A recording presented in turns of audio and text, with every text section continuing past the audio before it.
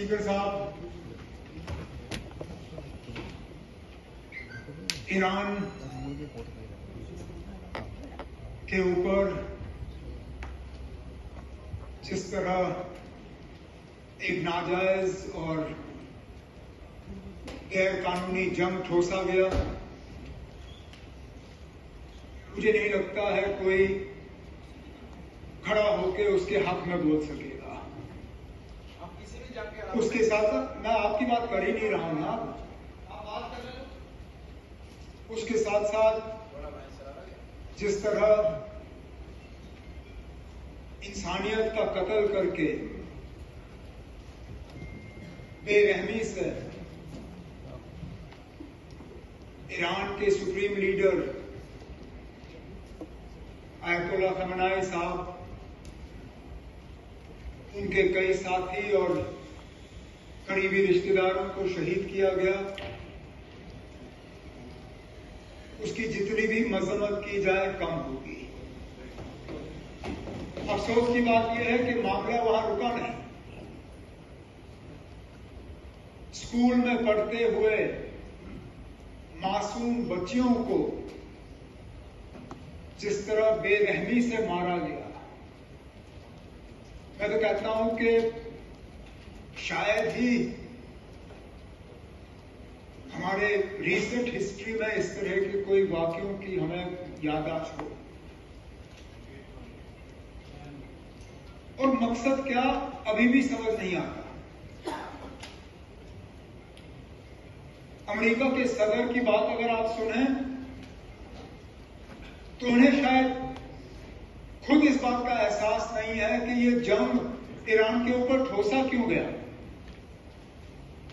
सुबह रजीम चेंज की बात करते हैं, दोपहर को स्ट्रेट ऑफ हॉर्मूज की बात करते हैं, शाम को तेल की कीमतों की बात करते हैं। उन्हें खुद शायद नहीं पता कि लगातार पिछले 3 हफ्तों से जो ईरान के लोग भुगत रहे हैं वो क्यों भुगत रहे हैं। अब हमें ये कहा गया यहां पे कि हमें कोई ऐसी बात नहीं करनी चाहिए जो डायरेक्टली हमें टच ना करे, लेकिन हमारे कितने बच्चे बच्चियां, कितने हमारे लोग ईरान में फंसे तो वो तो डायरेक्ट हमें टच कर गए। आज हमारे पेट्रोल पंपों के बाहर लाइनें लगी हुई हैं, वो भी हमें डायरेक्ट टच कर गया। और सबसे ज्यादा हमारे जज्बात, हमारे एहसासात, हमारे फीलिंग्स को जो एक ठेस पहुंचे, एक हमें दर्द हुआ, मुझे लगता है हम सबको यहां हाउस के सामने अपनी बात रखने का पूरा हक है। अब ये सही है कि यहां बैठ के